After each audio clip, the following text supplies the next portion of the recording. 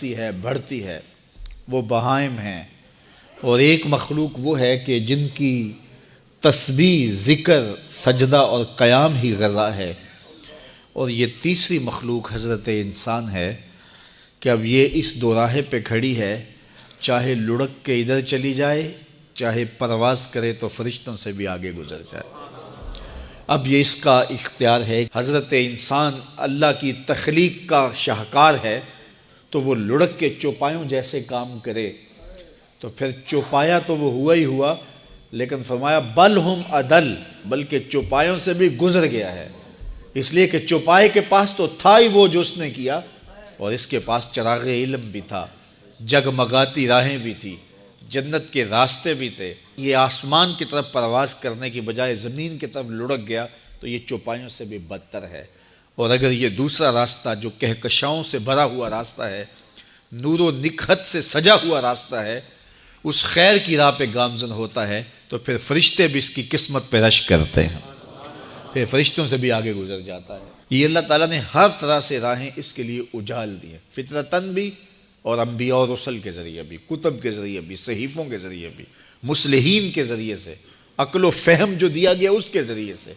یعنی انسان کے لیے کوئی شک والی بات نہیں کہ اسے پتہ نہ ہو کہ یہ راستہ خیر کا ہے اور یہ راستہ شر کا ہے، یہ اس کو اچھی طرح آگہی دی گئی۔ جب کوئی چوری کرنے لگتا ہے، دیوار پھلانگتا ہے، اس کا دل دھڑکتا ہے، یہ اللہ تعالیٰ کی طرف سے وارننگ ہوتی ہے کہ تو غلط کام کرنے جا رہا ہے۔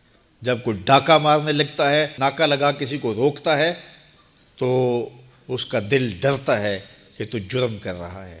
جب بدکاری کو کرنے لگتا ہے تو اس کا دل ڈولتا ہے کہ تم غلط کام کرنے جا رہے ہو۔ جب کوئی کسی کو قتل کرنے لگتا ہے تو جب وہ مقتول پہ حملہ آور ہوتا ہے تو دل ڈولتا ہے کہ تم غلط کر رہے ہو۔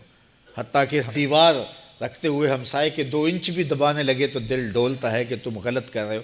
یہ جو تیز تیز دل دھڑکنے لگتا ہے گناہ کرتے ہوئے، تو یہ اللہ کی طرف سے اسے بتایا جا رہا ہوتا ہے کہ تم غلط کر رہے ہو۔ حضور سے پوچھا گیا کہ ایمان کیا ہے؟ فرمایا جب نیکی تجھے خوش کر دے اور گناہ تجھے دکھی کر دے فانتا مومن، تو تو مومن ہے۔ تو کسی کو پوچھنے کی بجائے اپنے اندر سے فتویٰ لیا جاتا ہے، اندر ہی بتاتا ہے کہ اچھائی کیا ہے، اندر ہی بتاتا ہے کہ برائی کیا ہے۔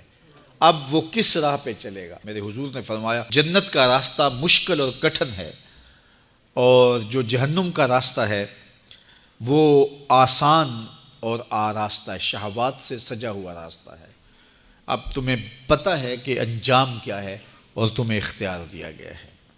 بعض لوگ اختیار کو اللہ کی رضا سمجھ لیتے ہیں، تو یہ بات جانیے کہ اللہ کی رضا میں اور اس کی مشیت میں بڑا فرق ہے۔ بعض لوگوں کی رسی اللہ نے دراز کی ہوتی ہے تو لوگ کہتے ہیں اللہ راضی نہیں ہے تو ایسا کیوں ہے؟ یہ کون سی کہانی ہوئی؟ ظالم جابر لوگ تختوں پہ بیٹھ جاتے ہیں، مختلف حکومتیں سنبھال لیتے ہیں اور خلق خدا کی ناک میں دم کر دیتے ہیں، لوگ کہتے ہیں اللہ راضی نہیں ہے تو ایسا کیوں ہے؟ یہ کون سی بات ہوئی؟ تو یہ ہمارا ایک خود ساختہ کہا ہوا جملہ ہے۔ حقیقت میں کیا ہے کہ اللہ کی رضا اور ہے، اللہ کی مشیت اور ہے۔ یہ اللہ نے ہاتھ دیے ہیں، اللہ کی رضا یہ ہے کہ ان ہاتھوں سے اچھے کام کیے جائیں۔ آنکھیں دی ہیں تو ان آنکھوں سے قرآن مجید کی تلاوت کی جائے، اللہ کی قدرت کی نشانیاں دیکھی جائیں، لیکن ان آنکھوں کو شہوات سے بھر دیا جائے، ان ہاتھوں کو ظلم سے بھر دیا جائے تو اللہ روکتا نہیں ہے۔ ایسا نہیں ہے کہ بندہ گالی دینے لگے تو زبان ٹیڑھی ہو جائے، ایسا نہیں ہے کہ بری نظر سے آنکھوں کی بینائی کمزور ہو جائے، ایسا نہیں ہے تھپڑ مارنے لگے تو ہاتھ رک جائے، ایسا نہیں ہے کہ وہ مے خانے کی جانب چلنے لگے تو پاؤں کی انگلیاں ٹیڑھی ہو جائیں، چلا نہ جائے، ایسا نہیں ہے۔ یہ اللہ کی مشیت ہے، اس نے قدموں میں طاقت رکھ دی، جدھر جانا چاہیں جائیں، اس نے اختیار بھی دیا ہے، لیکن یہ اس کا دیا گیا اختیار ہے، یہ اس کی مشیت ہے، لیکن اس کی رضا یہ ہے کہ یہ قدم اٹھیں تو مسجد کی جانب جائیں، یہ قدم اٹھے تو دکھیے کی مدد کے لیے جائیں، رزق حلال کمانے نکلیں، یہ زبان بولے تو قرآن کی تلاوت کرے، یہ لب کھلیں تو احادیث رسول کے نغمے ہوں، خیر خواہی کے کلمات ہوں، مخلوق خدا کی بہتری کی بات ہو۔ لیکن اگر کوئی گالی گلوچ دینے لگ جائے تو اس سے اللہ کی رضا نہیں۔ اللہ نے اعضاء بنا دیے اور اللہ نے انسان کو خیر و شر کی تمیز دے دی، اچھائی اور برائی کا پتہ دے دیا، اب اس کی مرضی ہے کہ وہ کدھر نکلتا ہے۔